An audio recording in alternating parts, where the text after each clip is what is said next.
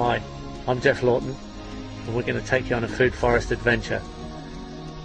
We're going to run through all different ways that you can create a food forest. Different beginnings, different middles, different processes and different ends. We're going to end up in a forest of food where we're in absolute abundance, and you're going to feel really confident about how to do it.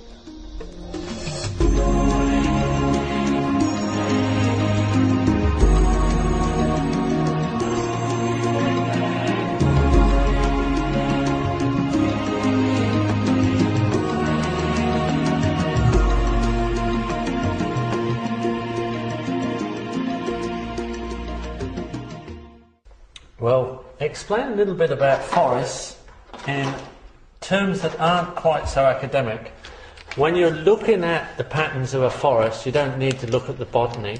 You need to look at the actual, literally the patterns of a forest.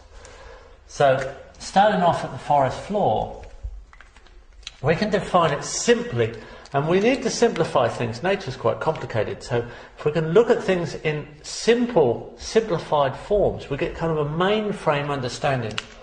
So if you look at a forest, you can classify a forest initially with your climax trees. So you have a climax layer of forest. That's the canopy, that's the large trees. And then underneath those, you get another layer of trees that don't quite make it to the canopy, and they're in the shade of the climax, and these are the understory trees. So understory in the shade. Underneath those again, there's another layer. So this is the shrubs and bushes that are lower again. They're still woody plants, they're not herbaceous plants, non-woody plants, but they're shrubs and bushes, and they generally don't have a trunk. Then lower down we end up getting into herbaceous plants, little plants that don't have any wood. In some climates there's two layers of these, especially the cold climates. The cold temperate climates that have winter rain and summer dry, they can have two layers of herbs, the typical European climate. But we'll just put it in as one layer. So you have the herbs. Below there again, we can have a ground covering layer. The plants that are prostrate and creep across the ground. They can be woody and non-woody, but they're physically a ground covering function or layer. So you have your ground covers.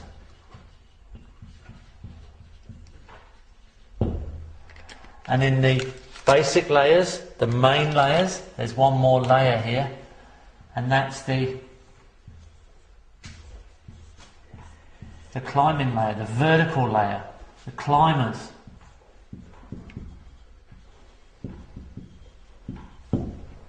These are the main layers of a forest. Let's count them through.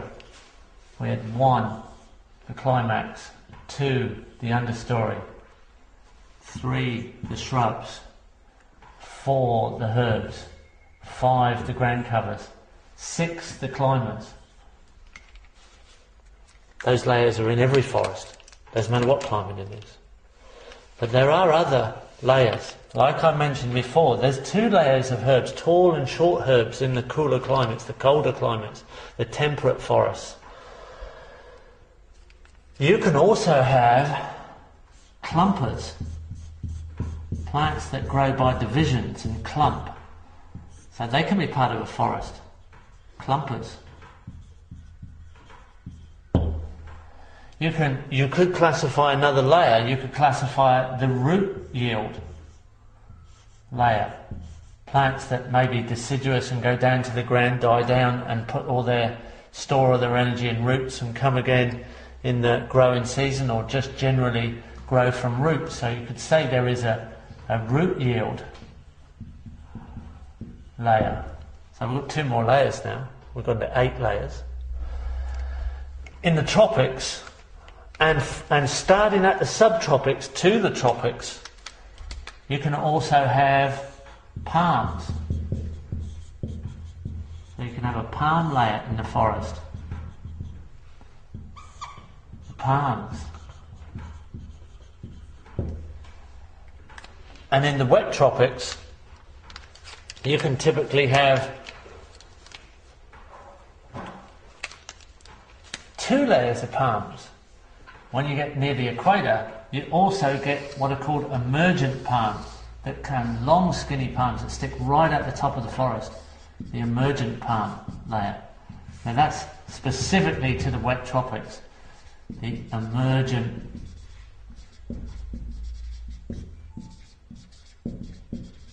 palms.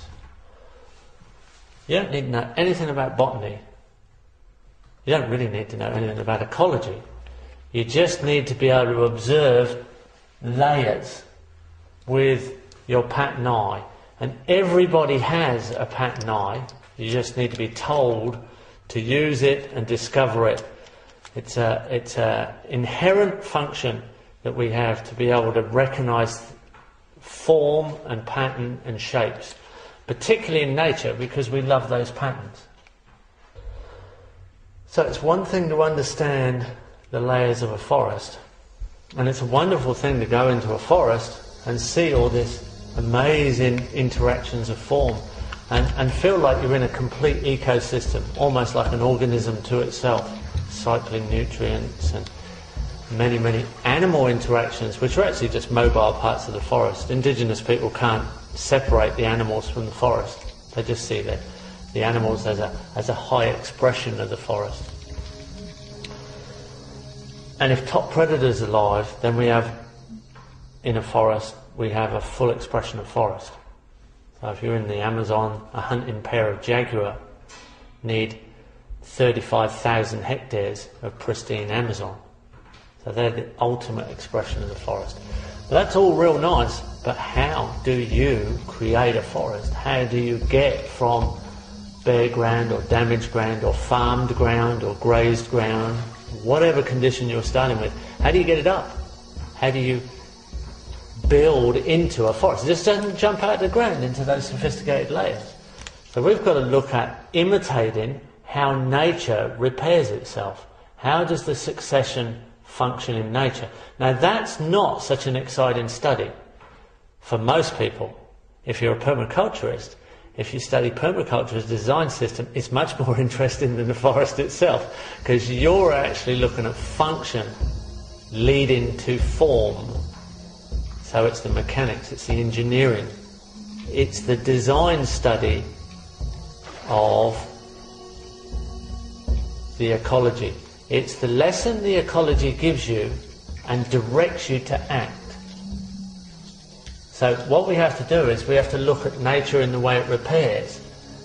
Now, if we start off with the ground here, say, right, what would we do first? We need a whole lot of support species. And now I'm going to relate these species in not just size, but in time. So a time element's come in. It's not just the form, it's not just the technique, but it's the strategy as an element of time. We can put in our ground cover just to repair the ground, just to put in an initial cover. This is often a nitrogen fixing plant. In fact, a lot of the recovery plants are nitrogen fixing plants. They have an association in their root system with microorganisms, bacteria, that take starch from the plant and give back nitrogen and add nitrogen to the soil. And that nitrogen is free, it comes from the air. So there's nitrogen fixation in the soil. And this plant, this ground cover, can be mass planted, and it's only going to live for one season. It's got 6 months to get all its growing done. So it has to do everything fast. The next element would be a small bush, also fixing nitrogen in the soil. Selected out of those particular plants which are leguminous, nitrogen fixing, the peas and the beans family. And this one would live for a little bit longer. So this would be what we call a short term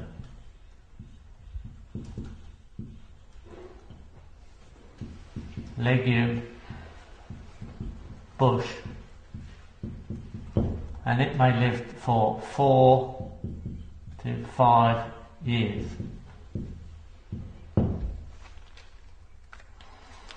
Our next, and that can be planted, or these two can be planted by seed. Our next one can be planted by seed or as a small tree, a small potted tree from a nursery, and it will also be fixing nitrogen.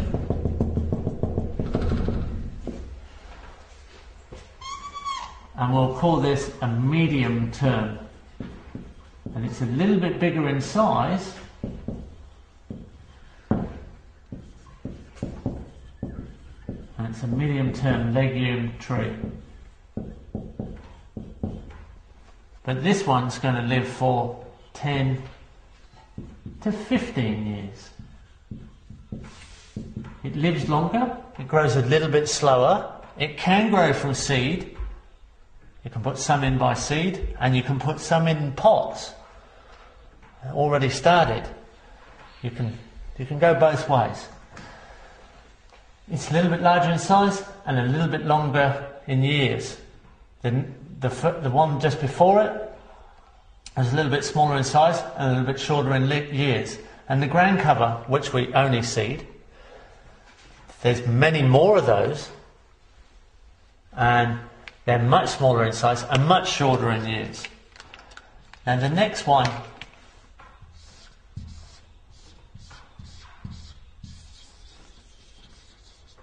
is larger in size again, and this is the long-term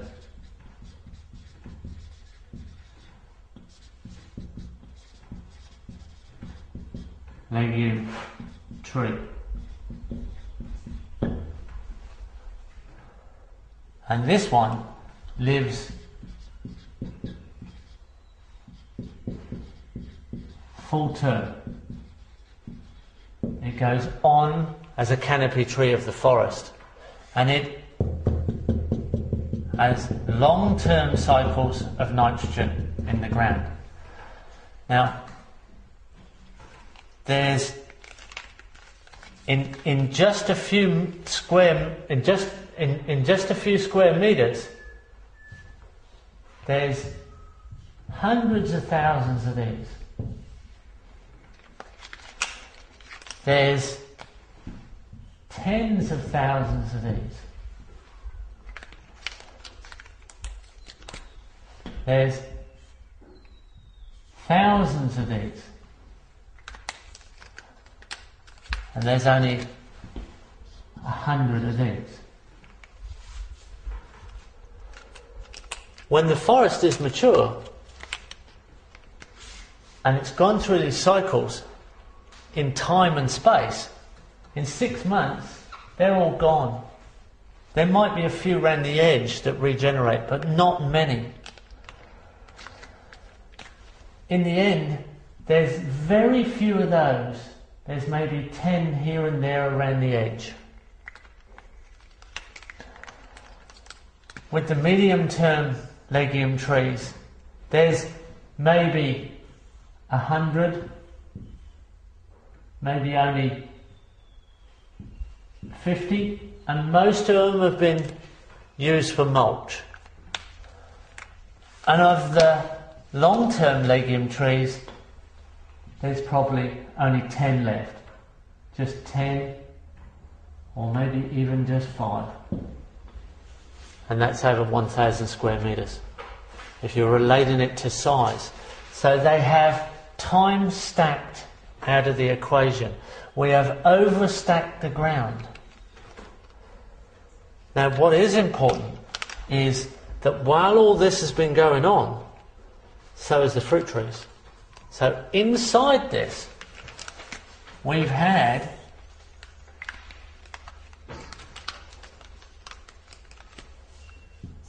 understory fruit trees, medium-sized fruit trees, and some overstory fruit trees. How can they possibly fit in the same space? Well, this side of the equation over here, this side, has been 90% of the mass has been support species. So our support species, these actual fertilizing trees, the support species, are 90% of the mass in the early years.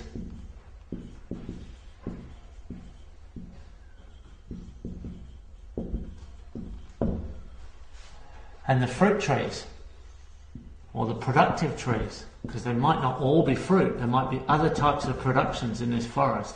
The productive trees are 10% of the mass.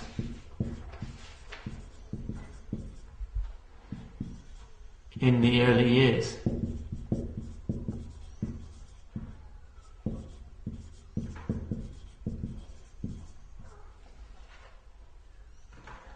At the end, it reverses. At climax,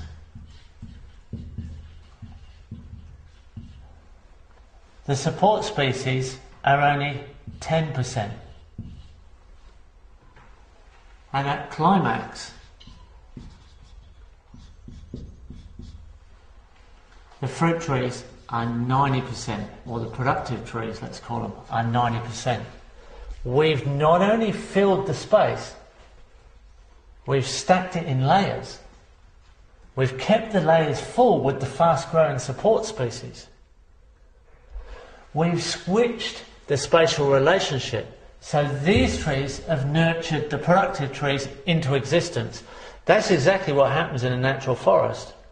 There is an exchange between the pioneering weedy type species, which are actually fast carbon pathways, building soils, structuring soils, fixing nitrogen, dropping organic matter to the soil, building up soil life, and they time stack out of position as the climax forest comes in, which is more sophisticated, not such fast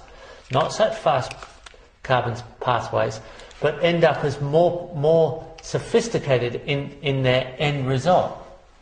Now, but this is our own design. We've designed this around the functions of nature. So at certain times, and it's very relevant we choose the right time, more timing, not just technique, strategy again coming in. Another time element at the right time, which is when the rainfall is over the evaporation, not when the rainfall is less than the evaporation. If the evaporation is very high at that time of year, you leave the shade. Shade is better than mulch. But when the rainfall is higher than the evaporation, we can speed up these cycles. So we can come in and we say this tree can be cut for mulch, and we've chosen species where that tree will regrow again. So there is selected species that will pollard, they will regrow. Now the mulch that came off there goes to a fruit tree. Every one of these species here can be cut, or most of them.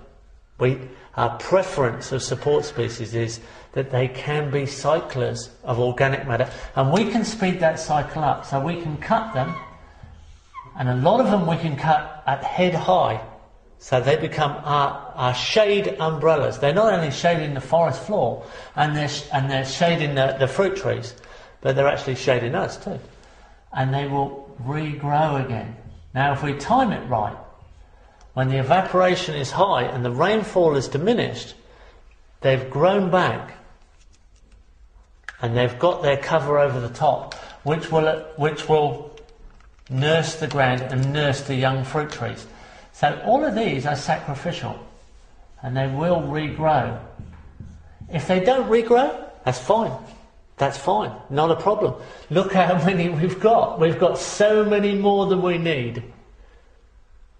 We have overstacked the area so that there is hardly any room for weeds. The weed interaction now is almost insignificant. Something else is going on. When you cut the top and take that mulch over to your fruit trees, which are very close by because they're all interacting together, you've planted them all as one system, the root zone self-prunes as well. Because a tree essentially is a pump, and the water in the tree is hanging from the leaves. It's transpiring off the leaves, and it's a complete column of water all the way down to the base of the roots. And those nodules of nitrogen fixing bacteria are living on those roots. And when you cut off the starch supply, that nitrogen drops off. And you now, not only have you mulched the trees with nitrogen rich mulch, you've actually fixed nitrogen into the soil. All this happens in nature around the life cycles of these elements, the short term, the medium term, the long term. They're all cycles that are going on anyway. But you can orchestrate those cycles so you can speed it up. You can actually improve forest ecology. You can make systems more productive, more fertile, and richer than nature itself. And especially now, where we have the world's species of productive trees and plants, more and more we have collections of mass diversity from completely around the globe that we can put into these mixes. It doesn't matter which climate it is. It doesn't matter whether it's desert, doesn't matter it's tropics, doesn't matter whether it's temperate or subtropics or island landscapes near the ocean. This basic system, this basic mimic of the pioneer weed functions, reparative mechanisms of ecology, works to create sustainable, long-term, permanent, productive forest ecologies that we can design. We can do it. We just have to put the right elements to work for us. And it will go on indefinitely. And that's what we are demonstrating while we go around teaching people how you can do these cycles of nutrient with the support species of trees, leading towards long-term diverse forests.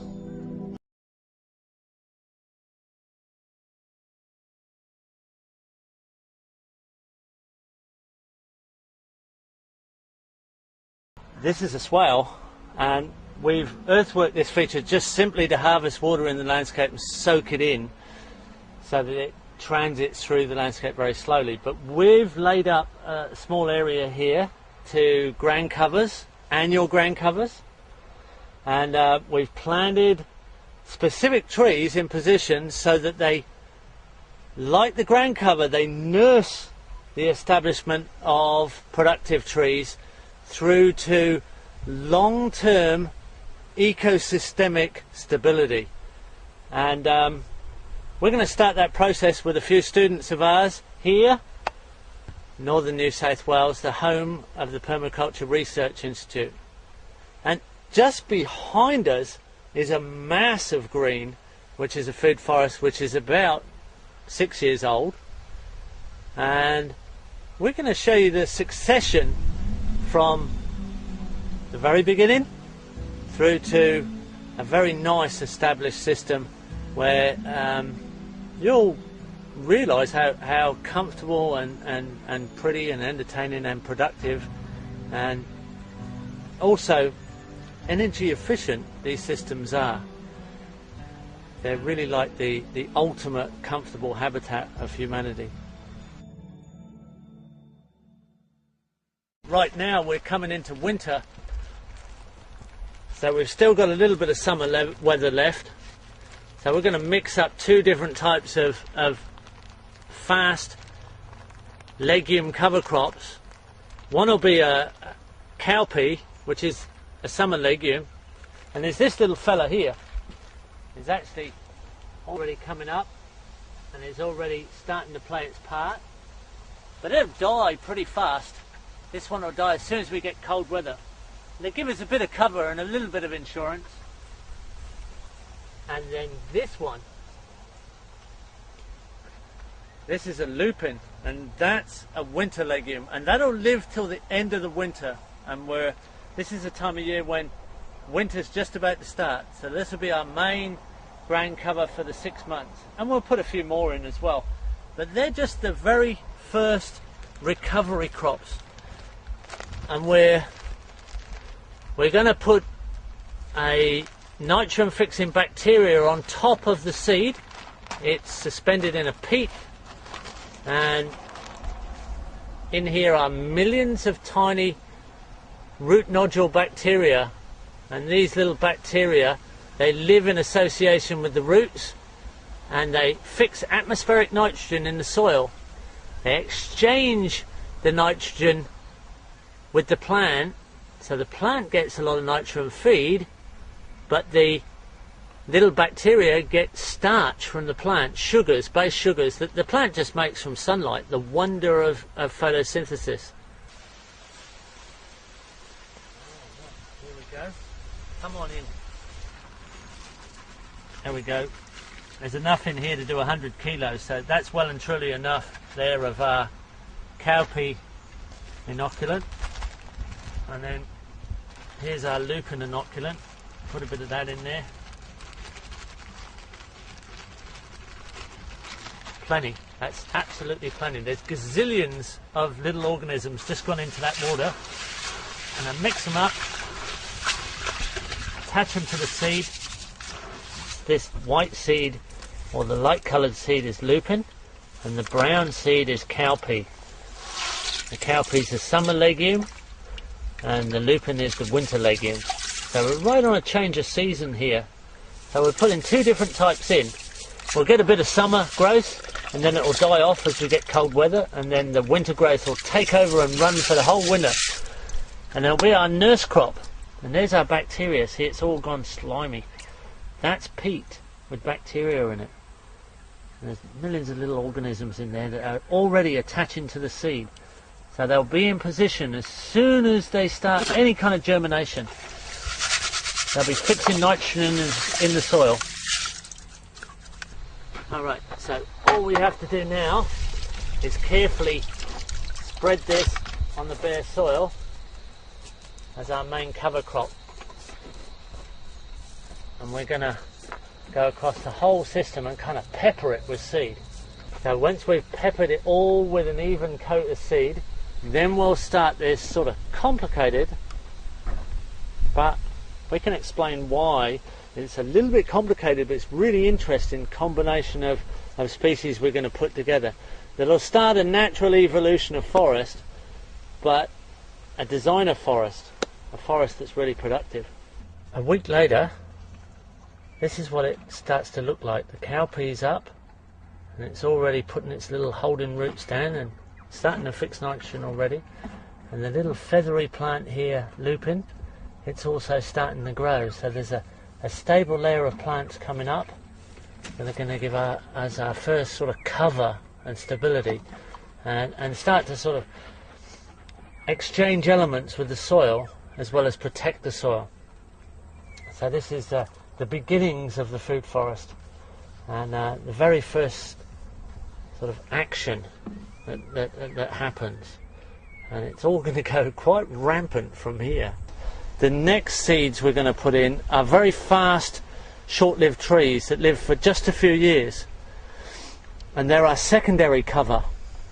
They'll be our long-term mulch. We don't have to introduce any mulch after a while. We're going to grow our organic matter on site. We're just manipulating the fast carbon pathways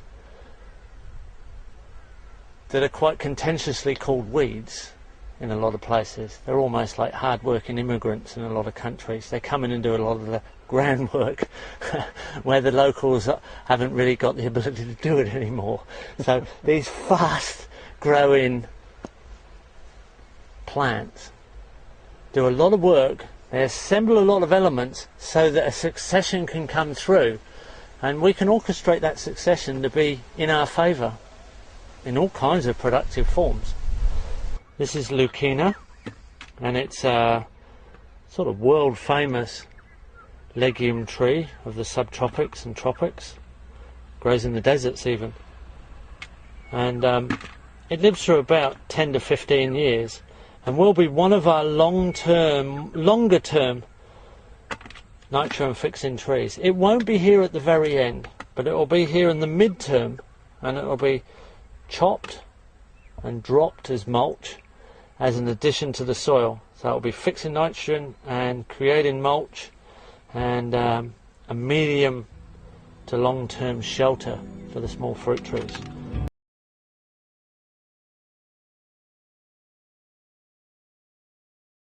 So now we're starting to position our main trees. This is a legume called ice cream bean, Inga edulis, and it'll be a long-term legume that lives with the food forest for a very long time as a sort of nurse support species. This particular tree will be a shelter after a few years of the fruit trees, and just below us we've already positioned a rose apple, a subtropical fruit tree, and there'll be other trees positioned. Now these trees, they'll actually get a little bit more special attention. That's what this messy cardboard is for. We're going to cardboard and paper mulch around them and give them an extra bit of straw mulch so they get a really good start in life. These we can't afford to lose, and most of the support species that we plant have these nitrogen fixing nodules on them. There it is. It's a little colony of rhizobium, meaning root, rhizobium bacteria.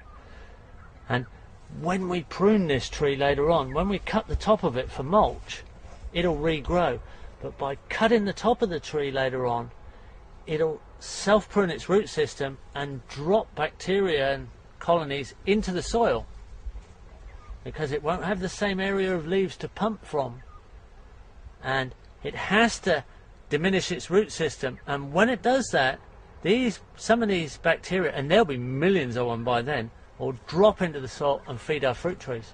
And that's exactly how it works in nature, except we're designing it here. We're actually orchestrating the way we want nature to work for us. No chemicals, just natural life processes growing a permanent forest of productive species. So we'll tuck this little South American in here, and we'll give him a bit of mulch later on, and we'll mark him with a stake, because there'll be so many ground cover support species. If we don't mark him with a stake, we won't find him in a few months' time. He'll be in such a blanket of cover crop.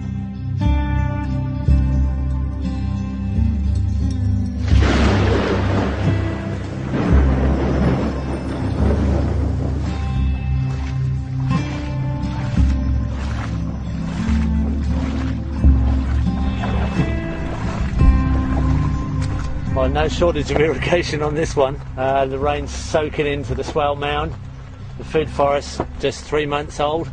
Multi-species coming into all different layers, and it's well and truly on its way. And with a passive swale irrigation like this, you really can't fail. Casuarina, an Australian tree that fixes nitrogen like a legume, although it's not a legume, and fixes phosphate with a fungal relationship. So a great support tree, and it works well on the back of the swale. Doesn't have to be spoilt on the front. Can go both sides, but doing a great job here. Just 12 weeks old.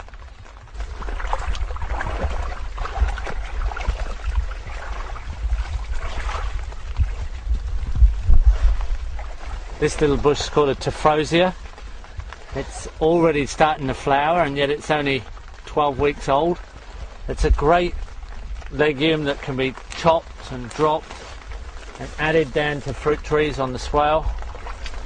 Galangal underneath, a culinary herb flavouring. Sweet potato taken over from the annual grain covered cowpea that's dying out now. Comfrey adding minerals. There's just a whole association of plants here. So here, looking out over the swell, we can see small tree canopies starting to emerge. Pigeon pea, even sacred basil, different types of cassias, clumping bamboos, fruit trees like rose apple and mulberry. We've got Tephrosia legumes, Schizalobium legumes, Tipuana tipu, ice cream beans. There's mangoes and citrus. All kinds of mixtures are starting to emerge, and the canopies, although it's small, it's full, and it's sheltering the productive trees as they come through to the advanced canopy. It's just so encouraging to see the system nicely locked up and secure even after just 12 weeks. Sweet potato here is starting to form a ground cover. This is a perennial. It doesn't have to be harvested for roots. It can be a permanent ground cover until it gets shaded out by the long-term forest. So we have lots of little legumes coming through. We've got a whole associate of plants as usual, and the swell system here swings around the landscape on contour and turns around the complete ridge actually to the other side. Everything harvesting water passively. Fungi, one important part of cycling carbon. Here we are. I can pull this back. There's a whole load of oyster mushrooms. Breaking down a log in the forest, trapping little pools of water. They're actually transferring that wood into soil. This is the teeth of the soil, which is all mouth. And they look pretty soft, but they're actually very sharp because they eat all the wood and turn it into soil. An essential part of forests is understanding that without the fungi, we can't create the forest. A forest grows on a fallen forest, and the fungi are exactly the element we need to turn it into soil. So we're always very pleased when we see different types of expressions of fungi patterns. The more diversity, the better. Beneficial element, fungi. Pretty good food too, a lot of them.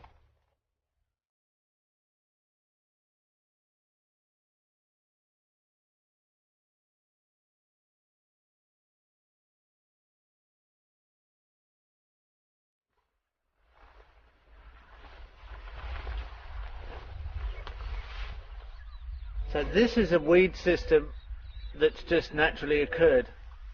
An assembly of plants that have just appeared from the landscape. This side is kind of a designer weed system.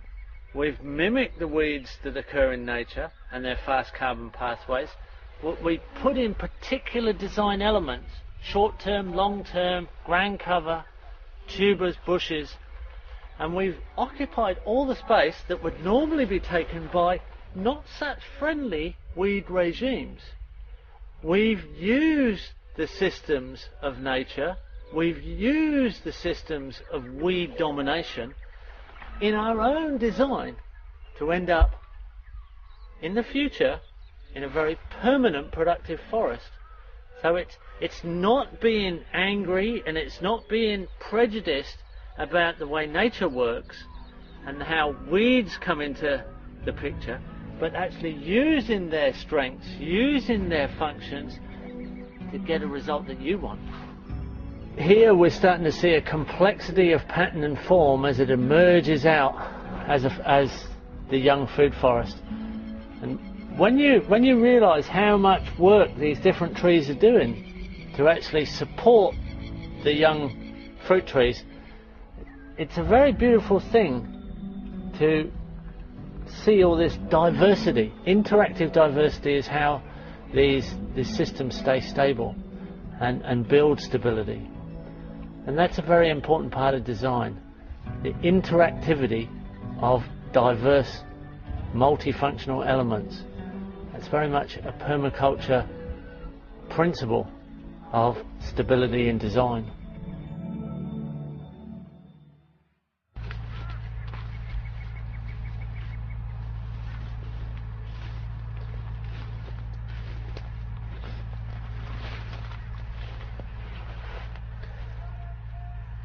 Here we are in a more advanced system. This is just a few years in front, and the ground cover is now quite consistent. Mostly sweet potato, with arrowroot coming through as chop and drop mulch, and a whole assembly of fruit trees and some longer term legumes that we're cutting for mulch at certain times. Fruits falling off the trees.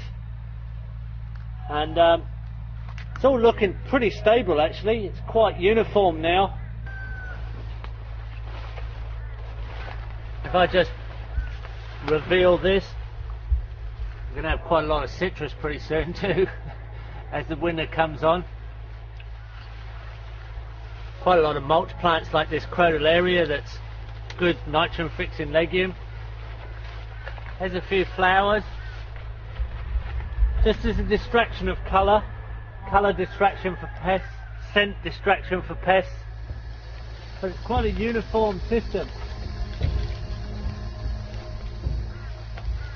If you have a plague of grasshoppers, you have a deficiency of ground birds. Your ground bird habitat is diminished.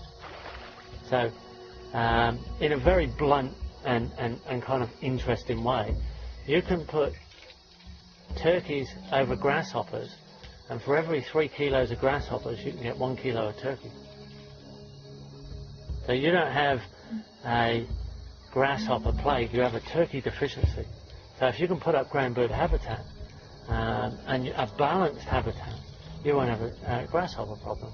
Much the same as if you have a snail or slug problem, you have a duck deficiency. And if you don't want to keep ducks, you can have a stumpy-tailed lizard, big fat lizards of Australia that the Aboriginal people in this country call land mullets, because they were also a food source for the native people of Australia. And they eat slugs and snails, and they'll live in your garden or in your food forest very happily. If you have a lot of slugs and snails, they'll bring them into balance, and they just need a pipe or a hollow log in the mulch, and they live for up to 30 years. They're a very long-term element. They'll live longer than your ducks.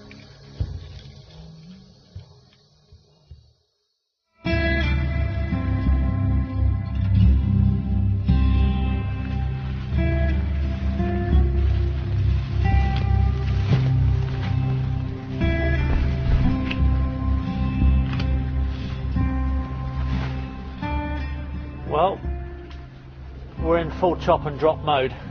It's summer in the subtropics, and the growth rate's going really fast.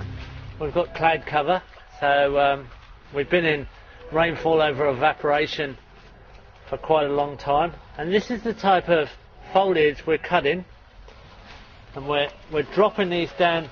Here's a feijoa right next to me, a young one, and we're dropping it down as mulch, rough as that. We're cycling the nutrient down on the ground. All this, the forest floor here is built up of branches, and there's all kinds of fungus, little mushrooms, all kinds of little layers. And there's just layer after layer of fungi here actually.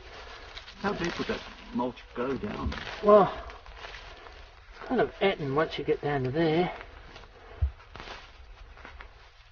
I think the soil profiles goes quite a long way, and it's quite enhanced quite a long way down, and it's got that crumb structure. The worm down in there we've dug up. That top layer, see those crumbs? See, it goes like little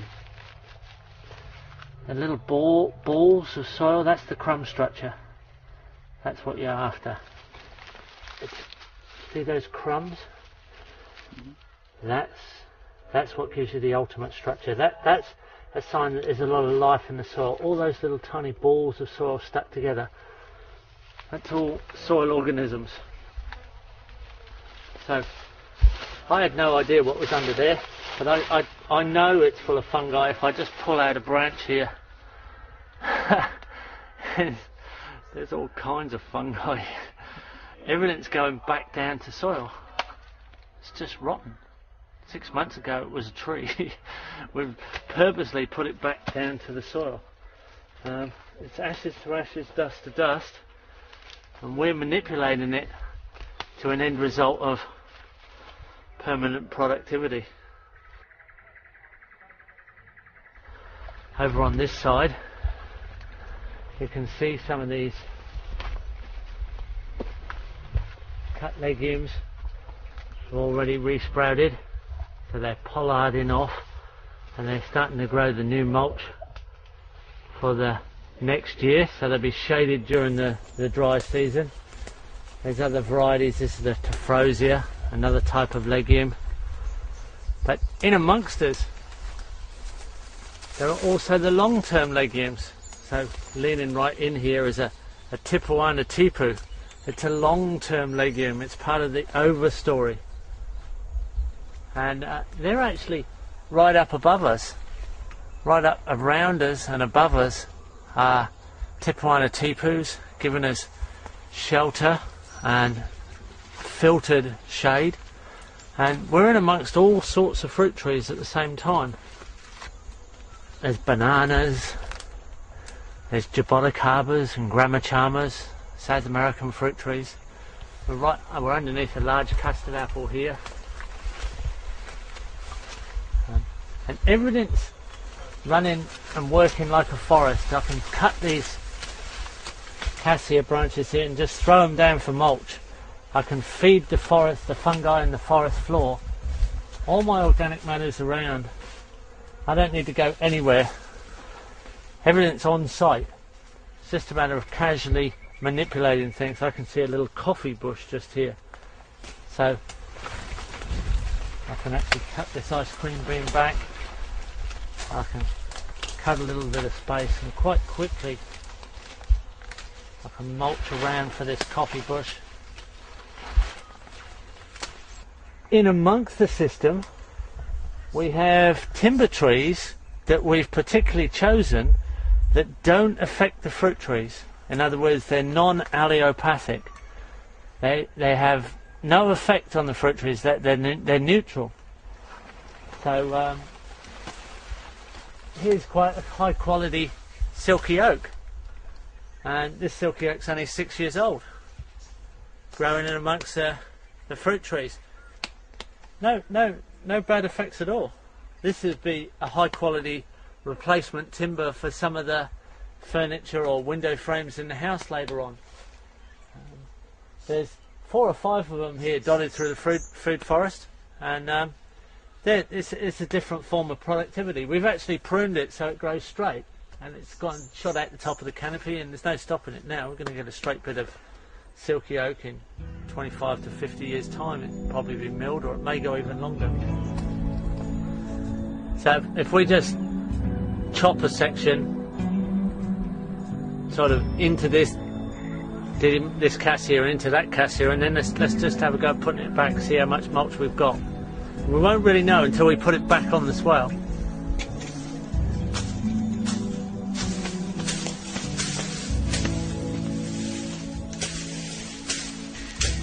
Here we are on a larger outer zone system. We're on a swale again, a main frame swale, and we're a long way from the house, so we're in a less maintained system.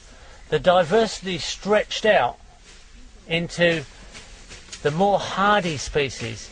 It's less diverse, but it's still a set of layers, and the main species that are represented are the hardy legumes, the hardy climax species, and the hardy fruit trees. a young mango, long-term fruit tree, great fruit, fantastic timber at the end of its life, the mango.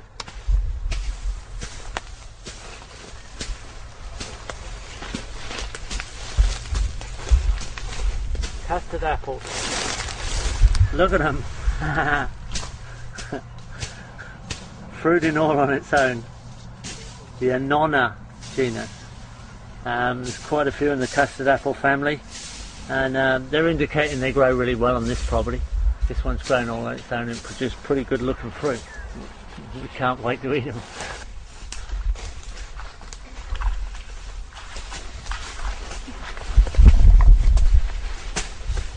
Growing in the shade of the Inga, and on the top of the mound, an avocado.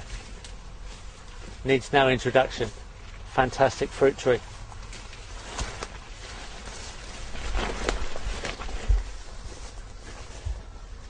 Here's the Tipuana tipu, a great overstory legume.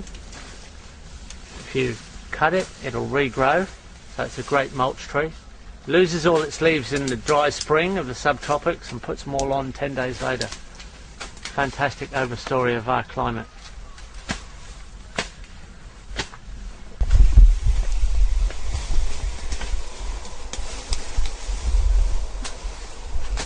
Jackfruit. The largest fruit in the world in size, the jackfruit. Fantastic long-term fruit tree.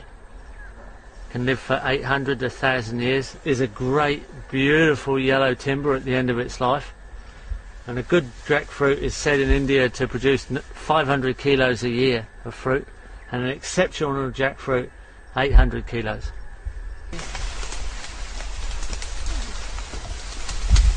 We have tropical yams climbing up the ice cream bean.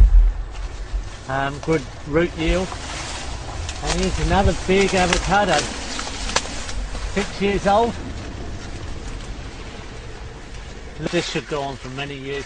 A highly productive tree. It's already fruited twice, and you couldn't really ask for much better than that in 6 years without any effort.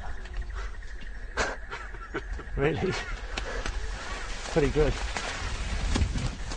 This goes for 400 meters.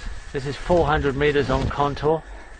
It back floods 1/2 meter deep on the maximum rains before it overflows, and it fills 3 dams in the process. So there's 3 main dams on the property that are filled by this swell, and then they back flood up for 400 meters, and all of that water soaks into the landscape. That water then very slowly plumes through the landscape and feeds swales lower down. So this is our main frame and the highest swell for the highest dams. Once we have a mature system, or a system that's close to climax and maturity, it's very, very easy to add on. The hard bit is getting it started. That's why a swale comes in so handy. A swale is self-regulating with the water, so you can get a contour line planted along a swale of food forest, and then downhill from there you can just add on and add on and add on. It's very easy to extend the edge because you already have stability on one side and the water's going down, it's not going up. So you can chase the water down with the forest and it just extends out through the system. So we're now implementing more and more swales downhill from this one major swale. Each one will be forested and be a major division in the property pattern. We're stacking the soil with succession. We're speeding up the succession ourselves. And we can be casual about it and then do it slowly if we haven't got time, or we can speed it up and rev it up and make it all happen a lot quicker and more productively. It's up to us. There's no panic about this. You can do it any way you like. The main thing is that even a vague system like this works. Or you can go to a more intense system and a more diverse system, one with very, very special selected species, and look after it a little bit more, and you'll get a more diverse forest.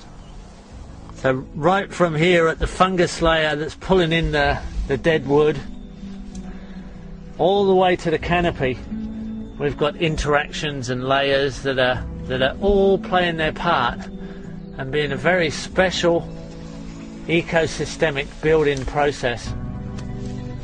Something that we love to be in amongst, and the wildlife loves to interact with as well.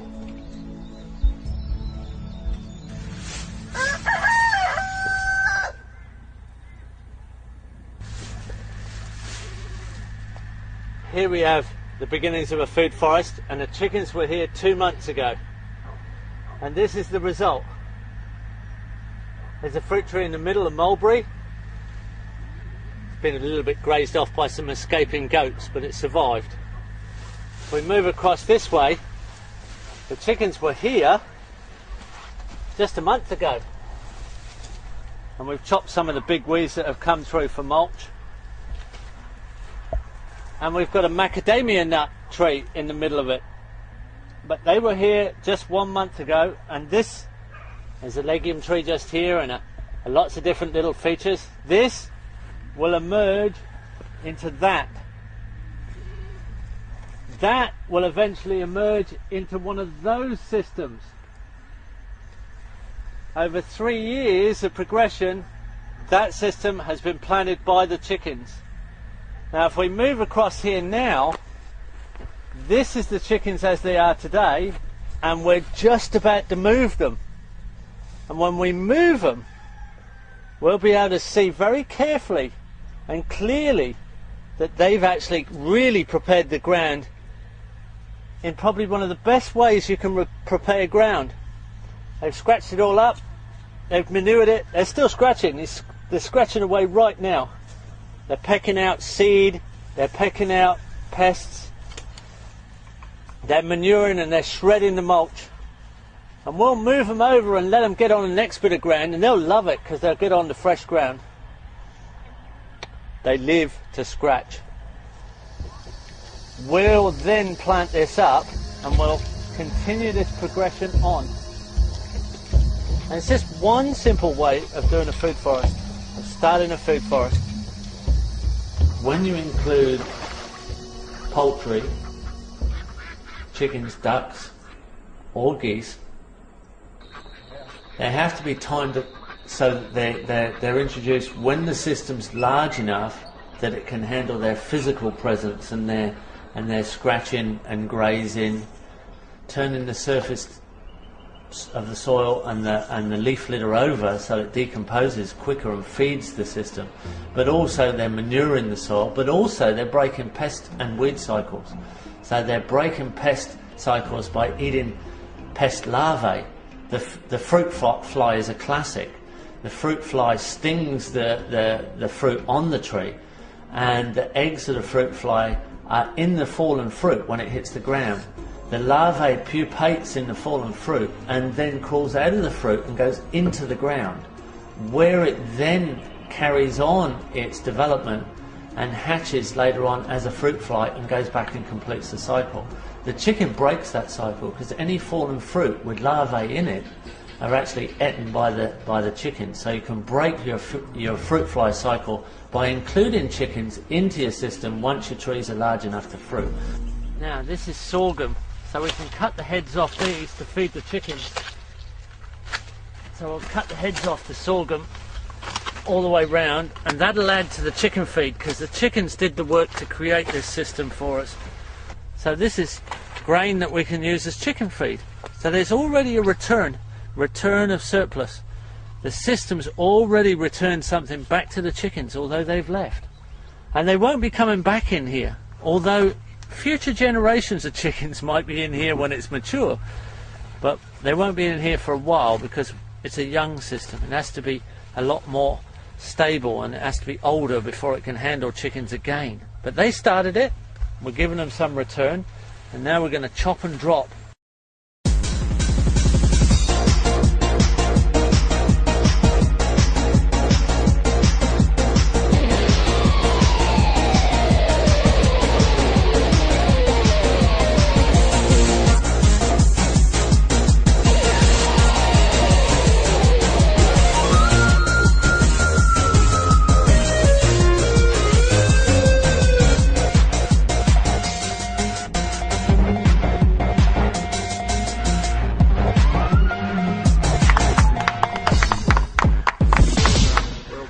Okay. That was the lunch bell.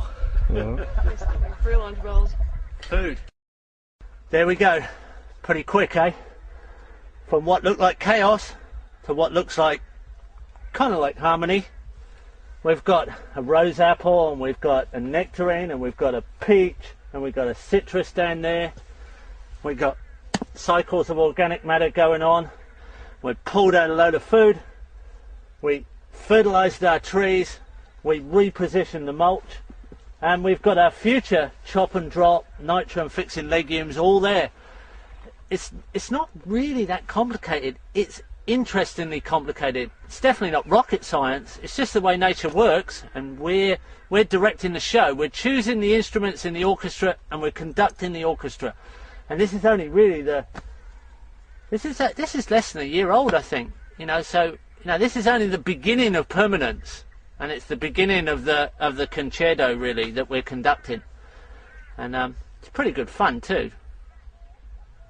We can all do this, and we can all end up with free surplus food, live food, fresh food, grown where you live. Can be a community park, could be the nature strip, it could be next to the road, could be on the roundabouts, could be all the way through town, all the way through the city, and we hope we can help you do it, because it's not that hard to do. And it works in any climate. It's not just this climate. It's the assembly of function in the form of the species that makes a difference. It's not about this particular plant or that particular plant. It's about the connections between the plants you can grow in your climate. Not a problem.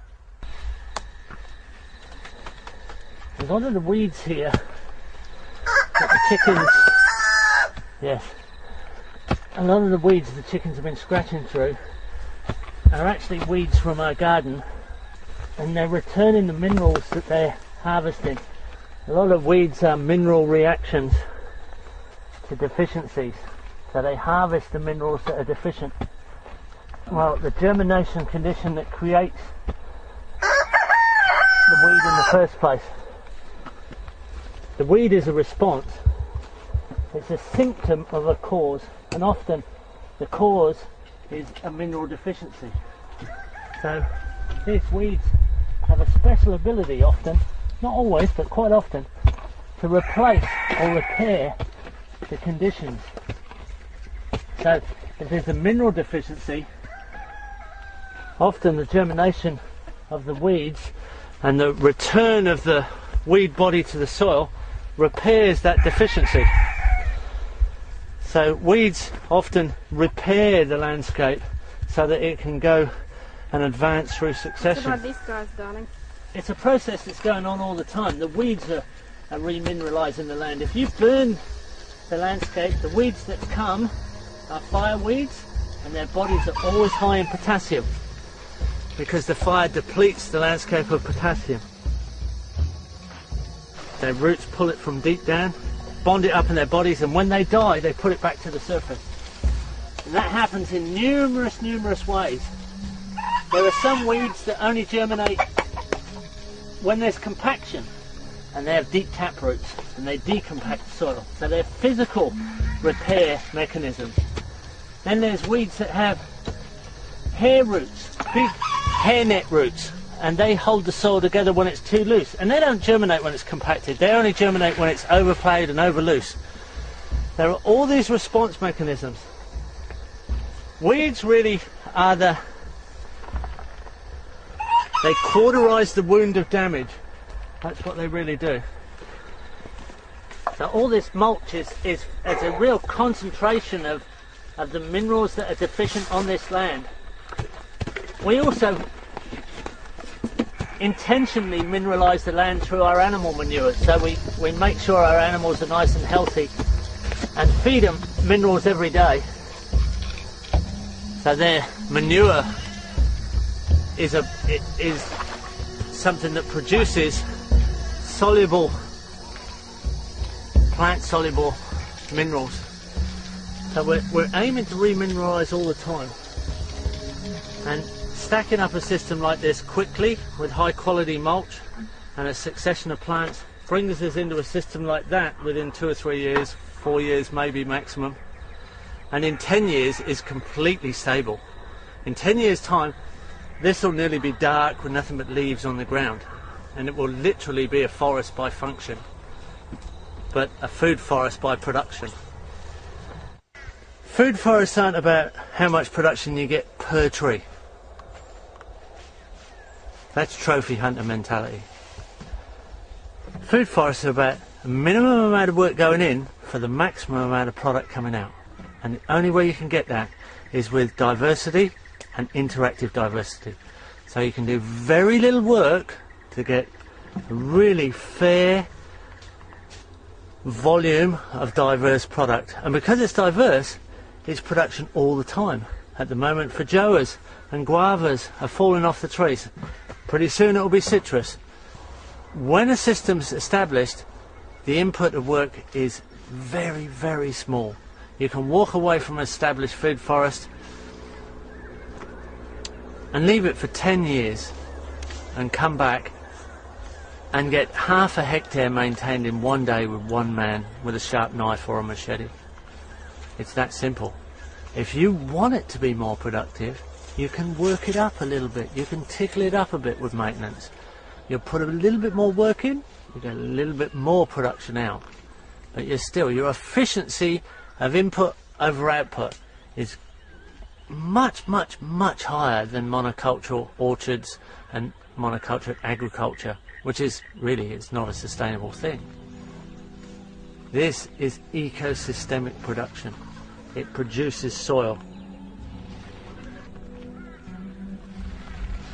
Good quality soil with lots of organic matter and lots of life. It smells good. It smells earthy. It's got lots of organic matter inputs. It's an ecosystemic soil. It's built by an ecosystemic process. But this is not an ecosystem that you would ever see in nature. It's not an assembly of species that ever occurs naturally. It's a human designed, a human orchestrated ecosystem. This is the permanent sustainable habitat of mankind. This is the system, this is one of the major systems that allow us to inhabit this earth forever.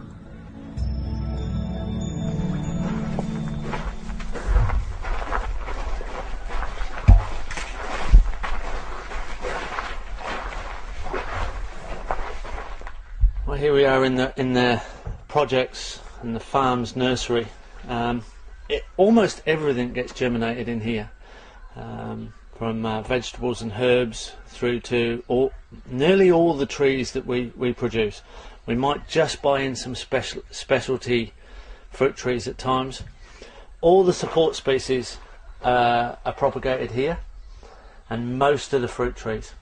We're bringing in seed, and we're collecting our own seed. We're bringing in new seed from outside. We find trees that we think have good potential, and we bring in the seed and we grow them on and trial them. And then we're actually growing our own seed as time goes on, and they're actually more and more speciated to be adapted to this site.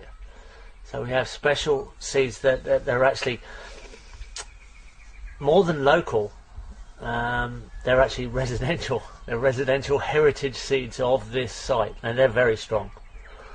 And that's a formula we'll continue to teach on for people, to adapt your seeds to exactly your site. You really do get strong genetics then. This is our potting mix that we buy in for our nursery. We could make it, but it would be a lot of work. This is an registered organic potting mix, so we're trying to stay true to the ethics all the way as completely organic. And this is our main mix that we blend up with sharp sands, river sands. After they've been in the polytunnel, they come into this shaded area to be potted on, and then they go into the sunny area to grow out. So this is their intermediate stage. They move through this area after potting on into the sun, and then onto the ground. Permanent positions, hopefully.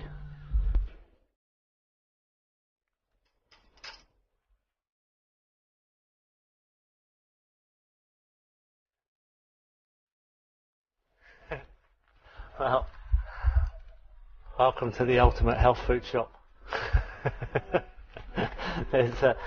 I couldn't even start to explain the amount of plants and interactions that are going on in the kitchen garden. There's about 400 vegetables and herbs in here, and fruit trees around the edges, and it's just endlessly producing a massive variety of fresh and medicinal and mineral rich products, and it's got a very large component of actual therapy as well. The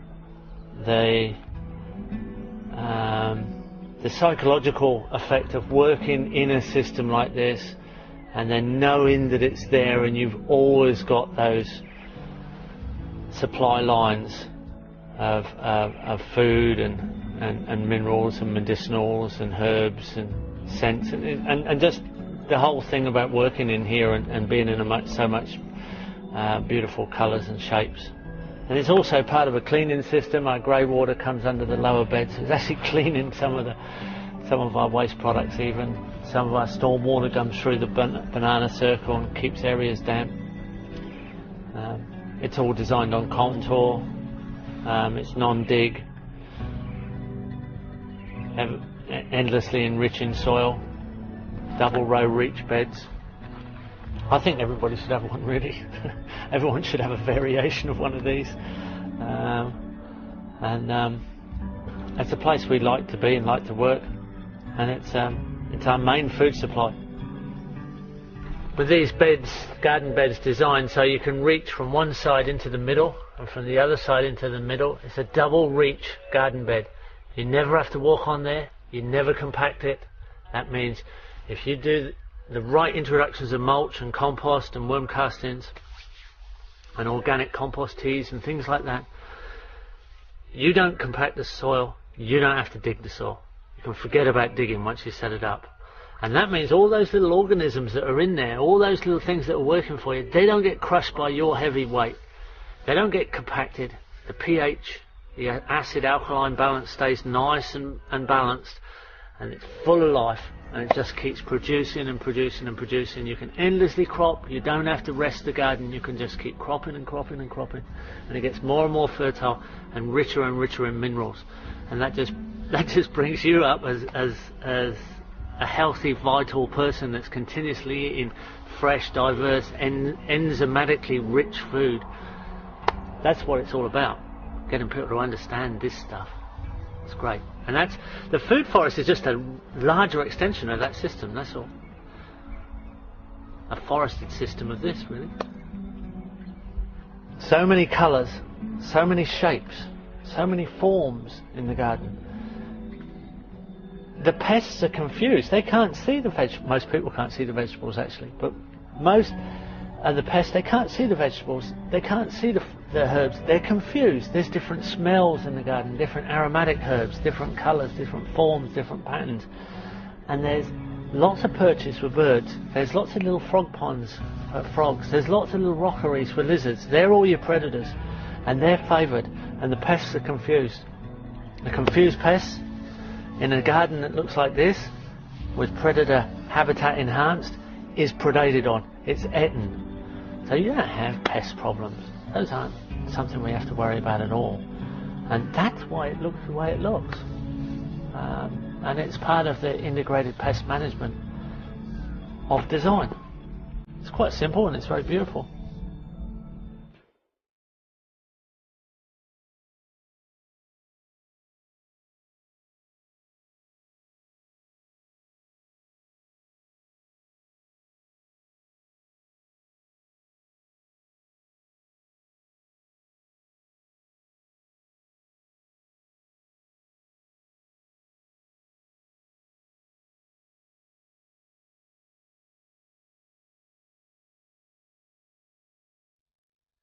We're now on Tagari Farm.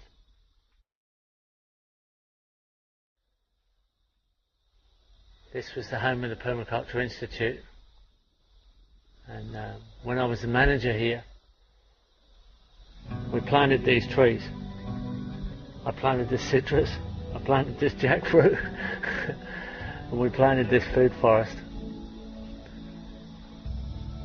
And in 2001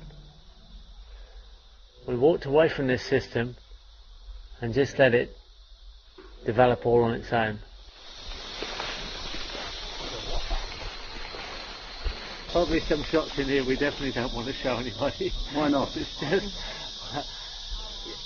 to understand this degree of rampancy takes a little bit of special education, I think. This is biomass stacking at the most extreme. This is very, very fast track succession. It's ecology moving at breakneck speed. It really is. I started planting this garden, this forest. It was just all grass, and because it was a small area, it was hard to keep the grass out. And then 7 years ago, it must be nearly 7 years now, we left this to just develop on its own, and it's now that little crescent is completely a forest all to itself. So that's what I'd like to just go and get inside of and have a look at, because I always enjoy having a look at this one. As we worked so hard, we thought we were battling the weeds, and didn't have it tidy enough. It was in front of everybody because this is the main arrival area.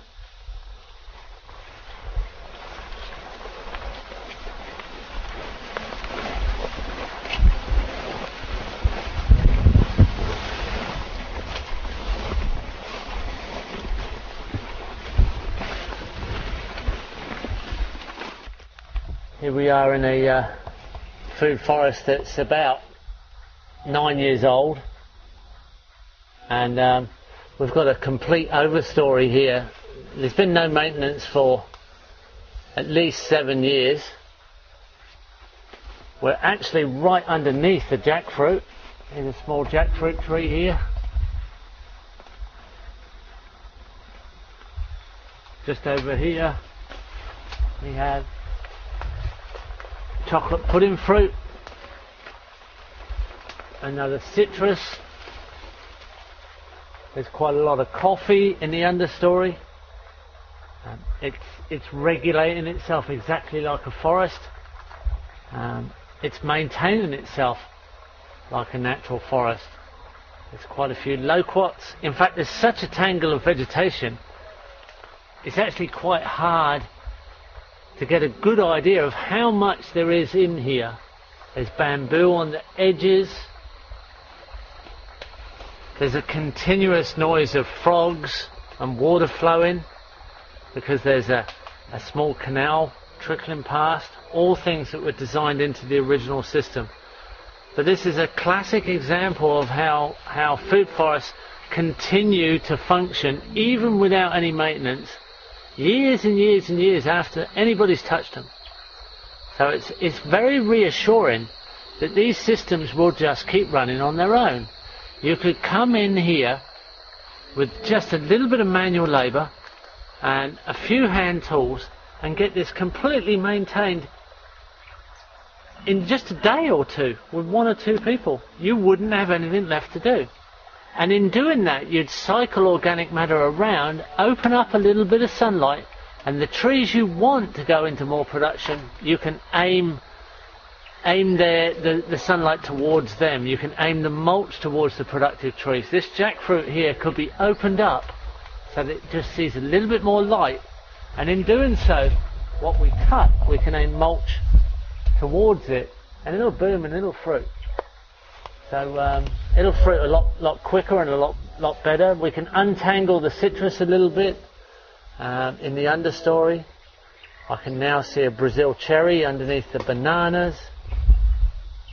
The longer you stay here, the more you can see, actually. All of this was 7 years ago. All of this was grass, and there's custard apples and loquats and citrus and rose apple and hoop pine and coffee and mulberry and white sapote, macadamia, some native trees, silky oak and casuarina, all mixed up, and it's just mostly just leaves on the ground, and there's even fruit trees germinating in the understory here. They won't get up to the light, but if there is ever a hole in the light, if there's ever a hole in the canopy, it's probably just going to get filled by a fruit tree, I think. I don't think you're going to stop it. You can't stop this being a forest. It will go on for a long time.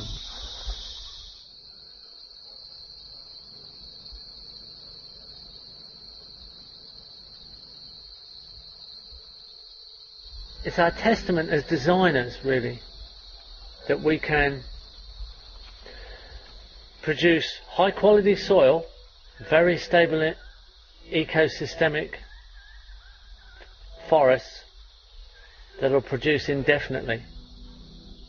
It should encourage people that we can inhabit the earth forever, really, with very little effort and an ongoing systems that are permanent. We can be very confident that the future can look extremely bright, healthy and productive, and with quite a lot of time on our hands.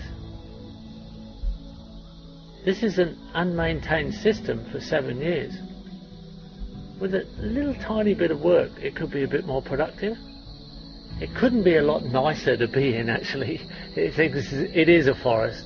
It's a Garden of Eden, really. It's exactly a Garden of Eden. What more could you want?